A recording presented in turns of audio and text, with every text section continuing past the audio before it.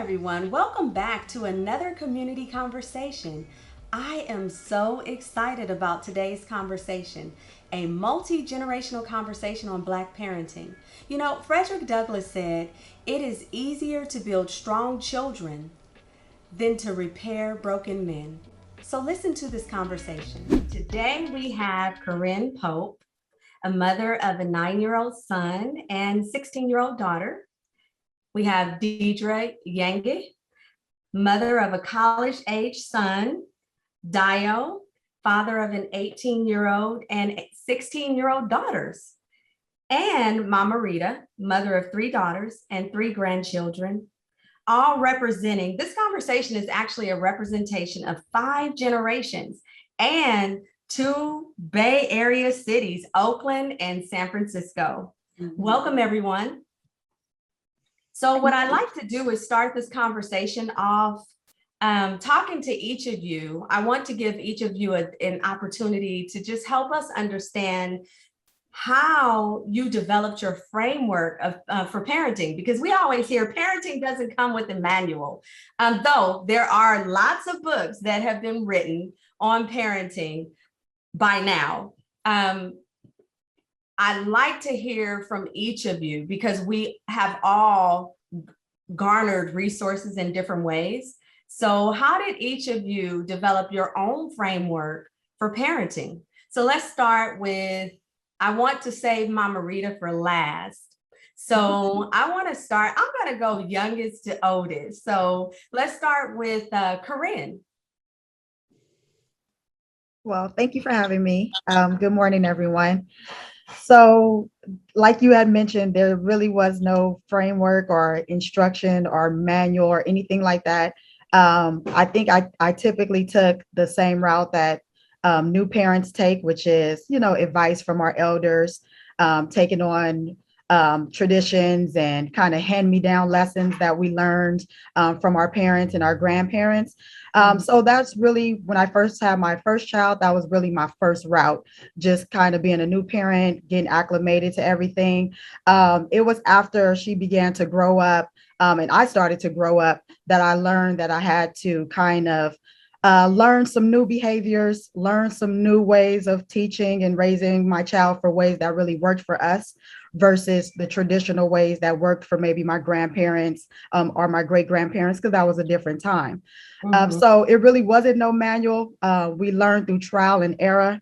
And we kind of grew up together. And now that I have my second child, my younger son, I'm a little more, kind of set in my ways. I've established expectations and boundaries and communication that works for our family. And so we take it one day at a time because the times is changing. So I just kind of have to adjust and adapt, but still stay firm and stern on the boundaries and the values and the ethics and things that just really aren't negotiable. So I have a few non-negotiables, and just respect and things like that are non-negotiables. But for everything else, I'm pretty fluid. I try to adjust and adapt as we go along, especially transitioning from, my daughter being younger to now being in high school and then heading off to college. So we're just going with the flow, really. Right. Yeah. Right. Thank you. So Dio, how did you build your framework? Yeah, so I think a lot of what I looked at, honestly, was trying to avoid, more or less, what I did not want to have. Right. So it was much clearer for me to understand what I did not want, how I did not want my children to grow up. And leaving, for the most part, what they create out of it, to them, but I have 2 daughters, didn't expect that necessarily, growing up, always had this vision, I was gonna have boys, so right in line with my grandfather, I guess, we had daughters.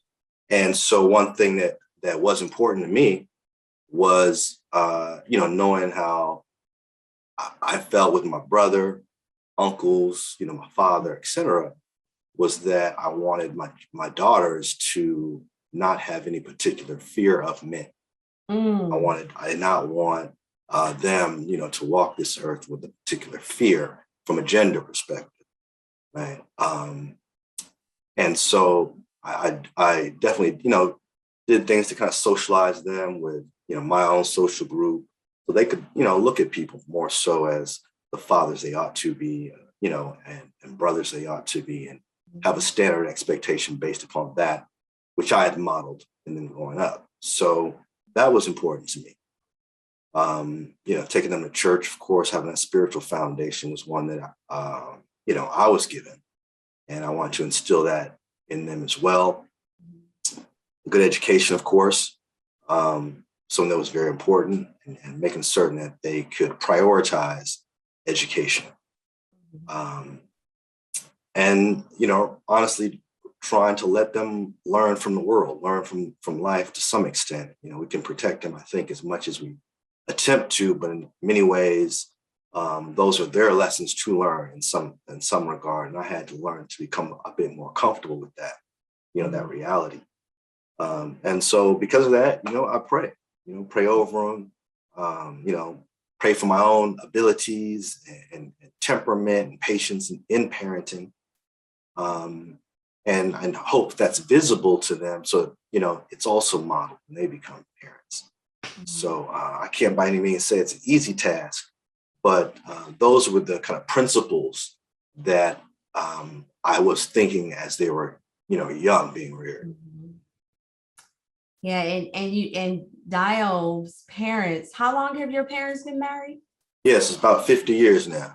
So we know Dio had definitely has garnered many years of wisdom.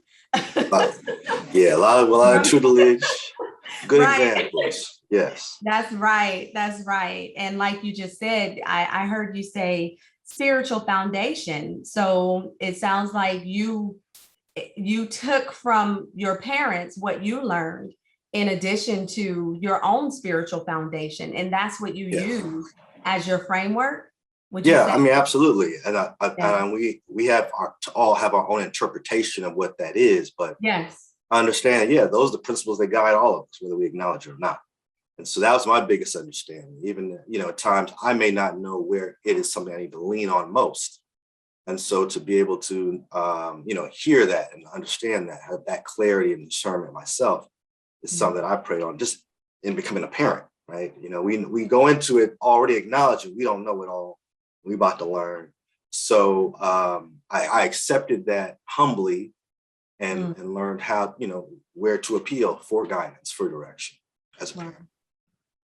Thank you. Deidre. Kind of like what Dio just said in terms of things to avoid, I really wanted my son to be independent. I started teaching him things early because of that. I just remembered in my growing up, there was just more dependence and a lot of things that I did not know. And I did not want him to have that, to experience that. Though, I mean, I love my mom and dad. They're wonderful. I love them. But there were just, in terms of parenting, those were the things that I looked at that I wanted to do different with him. And so I really fostered that. At times, I know he thought that I was very mean. But I know now that he appreciates it because there are things that he can do, things that he thinks of, being an only child, it was very easy it would have been very easy to say yes to a lot of things. And he was a good boy. So of course, but I would tell him no on purpose for no reason at all. So that he would feel it. He would know that. He would know what no is, And if it was something that he could do for himself, okay, do it. And yeah, he definitely is an independent young man, and that was my framework. I like what you're explaining, because I'm going to share. I remember back in the day when I was doing some in-home tutoring, And I met with a parent. She said she wanted her son to do well on the SAT. And she said she would be willing to take the test for him if she had to. And she wasn't, I thought she was playing. She said, no, she wasn't playing. Mm-hmm. And I bring that up because you said that you wanted to foster that independence by allowing him to stand on his own 2 feet and allowing him to have opportunities to do things for himself. Right. We'd be surprised to find out how there's variance. And I'm curious, how do you build independence? How did you build independence in your child?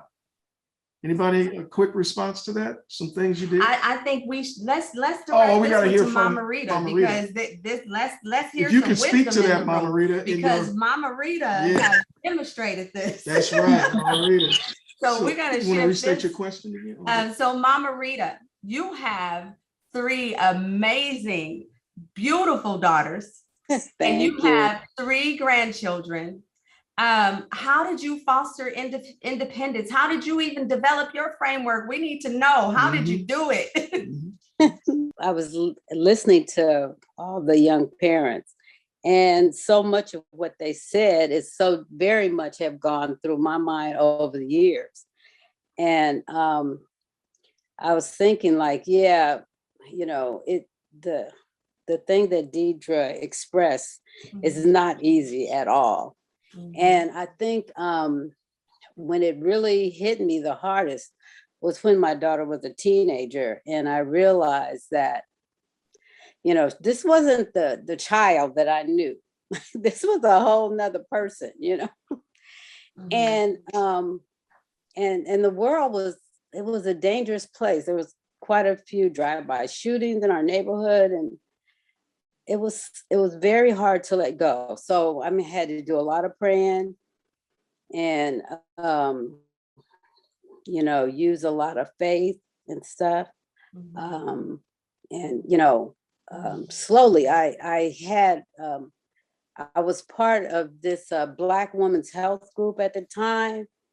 And so all the mothers were talking, and we would talk about the things that we were dealing with. And sharing too. And one of my friends, Gigi, she said she had this, she had read this parenting book about giving your child choices. And so say that there's a situation, and then you're talking with your child, and instead of trying to be in control, you would tell them, look, you got this option, at least 3 options. So you choose.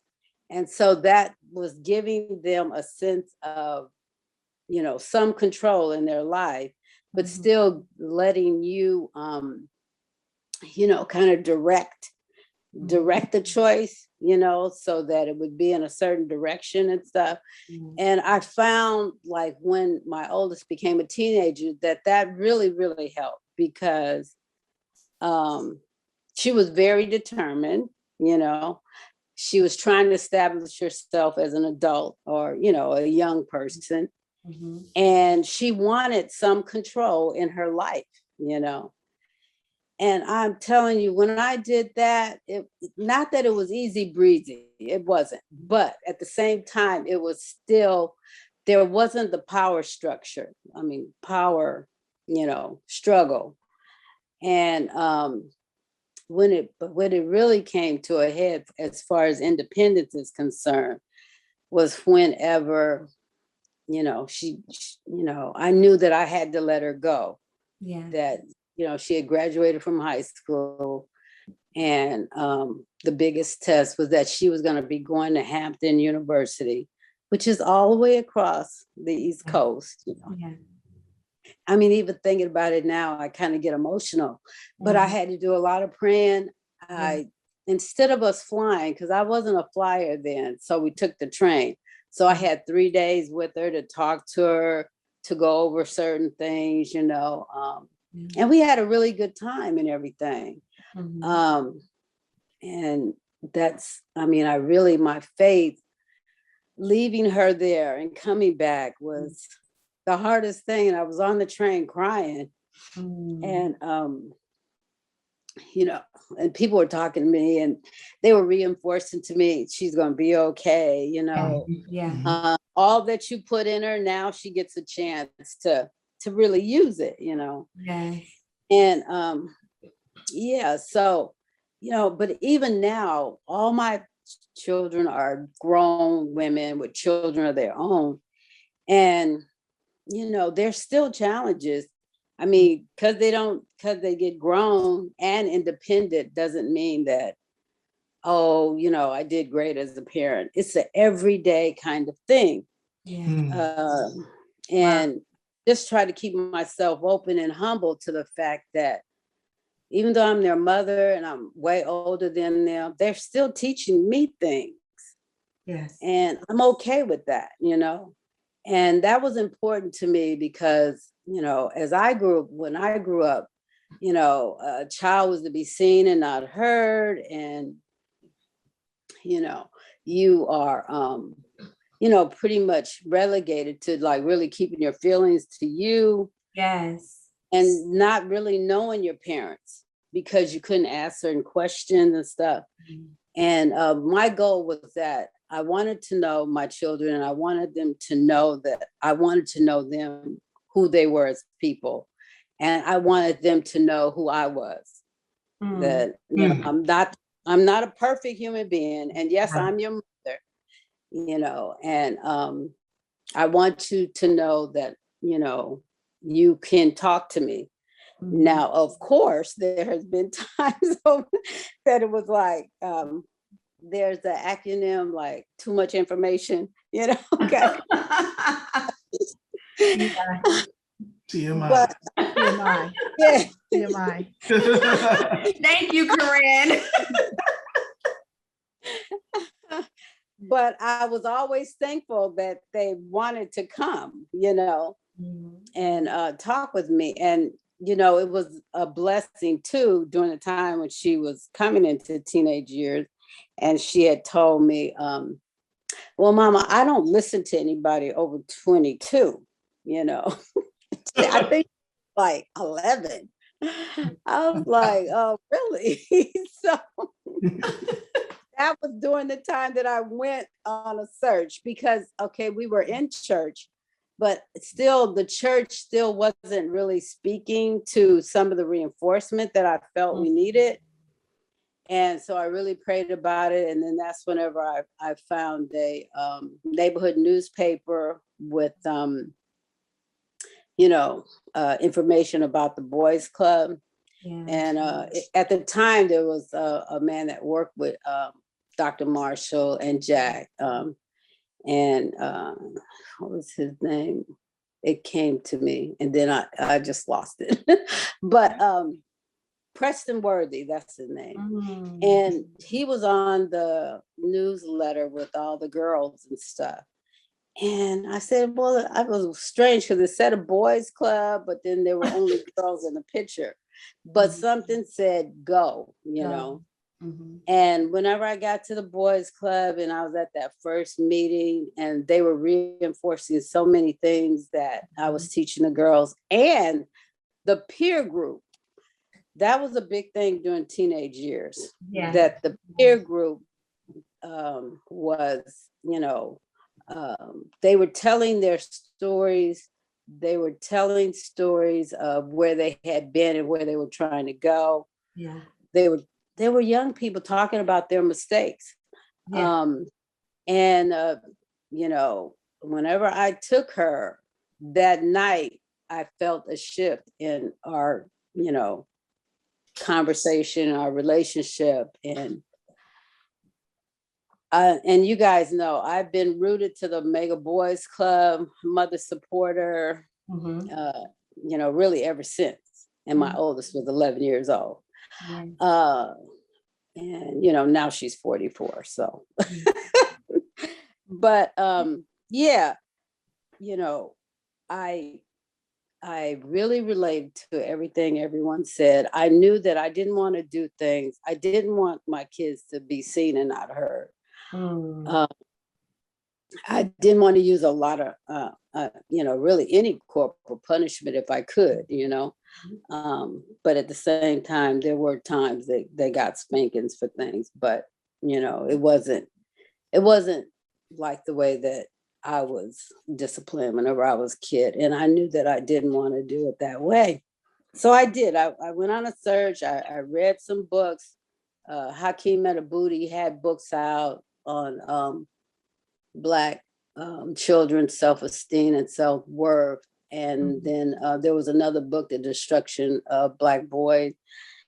And so with that and my the Black Women's Health Group that I was part of at the time, and the lady Sharon, those were the things that really helped me, to try to be, I would say, authentic and genuine human being to my kids. Okay. Yeah.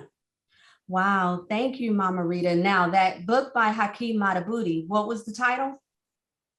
Well, one was The Destruction of Black Boys, and the other one was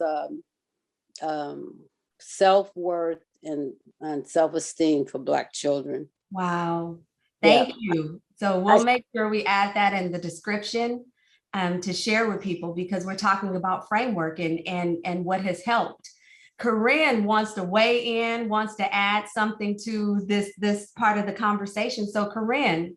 Yes, and I'll be brief. I just wanted to add that everything that everyone said, I totally agree with, because it's all these things that make a well-rounded, child that grows up to be a well-rounded individual. It takes the spiritual guidance, the discipline, the talking to, etc. And so when it comes to independence isn't really optional. It's inevitable, and it can either be a struggle or it could be, somewhat of a breeze, just depending on their upbringing and things like that. So one of the concerns that I have with independence, and I had to, really get the tools to work on that, is the fear of, them being hurt or something happening to them, and also the fear of them making mistakes and, getting things wrong and rejection and all those things. But those things it's not a matter of if those things are going to happen. Those things are definitely going to happen. They may not be hurt physically, but they'll be hurt emotionally, and mentally. There's going to be times when they'll be rejected, and it may even be in their best interest when they're rejected. And so the best thing that I've learned to do is really just to prepare them for those things, make sure that they're equipped with the skills and the tools that they need to prepare them for them, and so that they can still be emotionally and mentally sound, even when those things are happening, because it's just a part of life. If we look at it like it's a part of life and it happens to all of us and it's going to happen, it's a little easier to accept when it does happen. And so one thing I want to piggyback on what Mama Rita was saying, and I totally agree. When I was raised, it wasn't all that talking and communicating and figuring it out. It was just kind of my way or the highway, and it is what it is.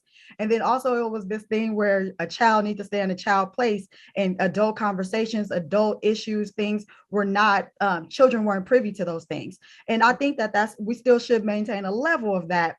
But also you got to be transparent with your kids and be real with your kids. I hear people say that they don't want their kids to see them struggle or hurt, or, they just get the job done. And I'm not that way. When I'm going through something, I cry in front of my kids.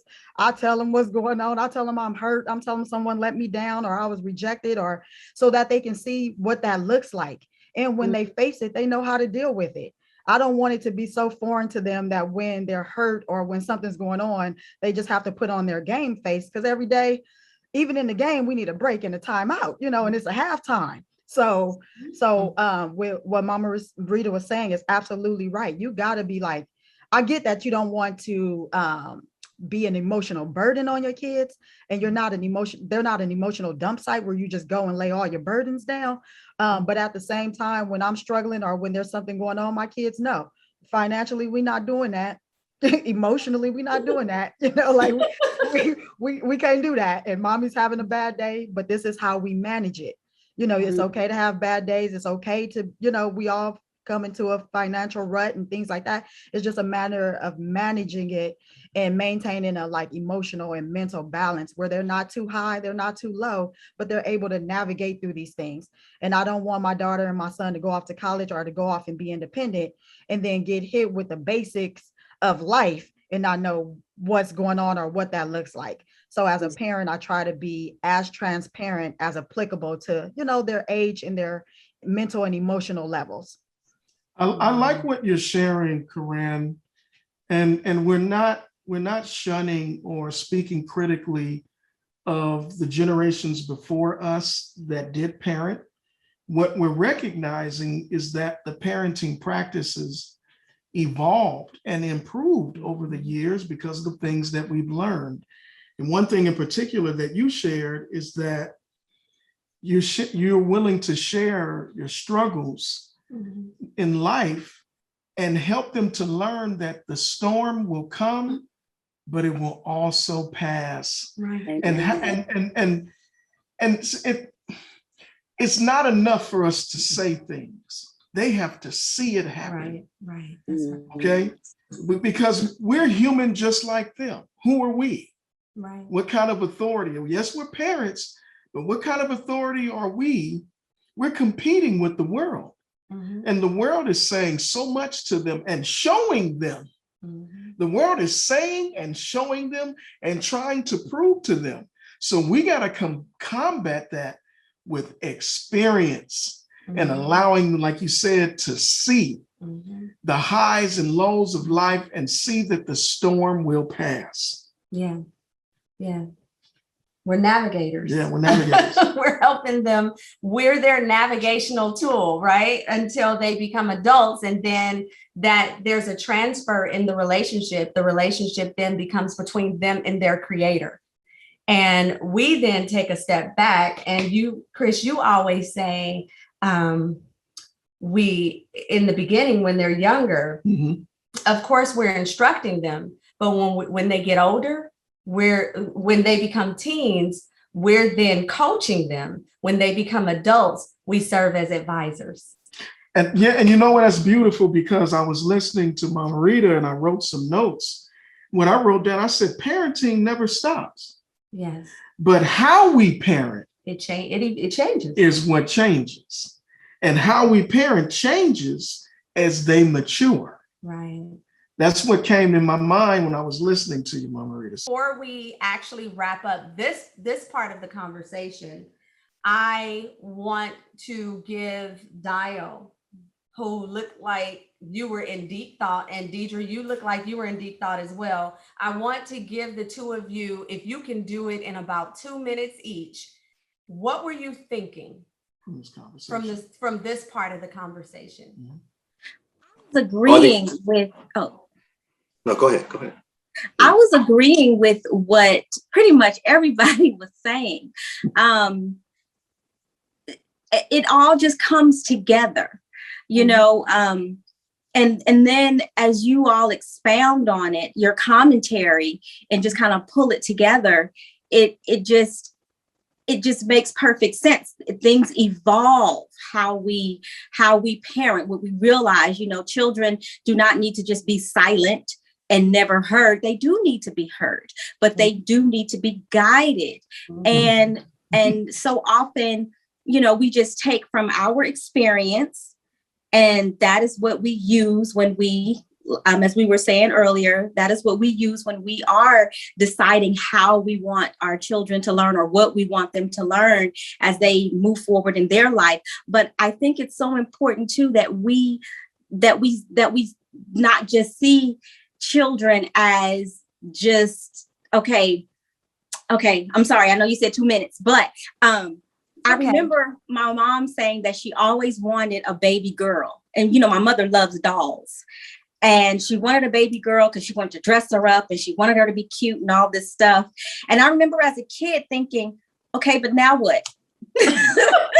After that. Now what? Okay, you dressed me up, you did my hair, but there's more to it than that. And even as a little kid, I thought that way. The life skills to push you forward. And that is just so important, and how we do it and how they learn to do that. What Corinne was saying about how we're able to show them how to deal with certain things. A lot of things that we're seeing in the news, people don't know how to deal with the heartbreak and the disappointment and the, not having money, and they don't know how to deal with it. They've never seen it done, how it's done, how it's dealt with. They don't know. And to show them, okay, you don't go pick up a gun and go to your neighbor's house and knock on the door and say, you talk, you take the proper channels, you pray, you look inward, you have to show them, as you were just saying. So yeah, all that stuff was going through my mind, that basically I agree. That was good. That was great. Wow. Thank you, Deidre. Dio. Yeah, I mean, I agree with Deidre, Corinne, all of you have spoken those fears that I think were in my heart, in my head, as I, began to raise our children, understanding that we all have them and we can only control but so much, forces us to lean on our faith and you pray that your children have that same faith, because we anticipate they're going to go through those same struggles that we had. So, that was, for me, what I took the most from this conversation, discussion up to this point, is that you have these parents collectively here, various generations, but still had a particular fear. And, me being in business as well, we just talk about acting out of fear, right? Rather than acting out of a particular purpose or mission. So I think it's a continuous struggle, one for us to learn as parents, and for our children to learn as well. We're learning simultaneously, perhaps on different paths, but that's what, a lot of you mentioned as well here, is that, it never stops, more or less. Well, thank you so much, all of you. I think this was a really rich conversation. And when we come back, we're going to pick up with just talking a little more about your perspective on raising confident children. And then we're going to talk about the top 5 key issues facing Black America. And I'm going to direct 1 or 2 to each of you. I know each of you well enough to know who to direct which one to. So we're going to pick up there and talk about that, and then end with some final thoughts from you.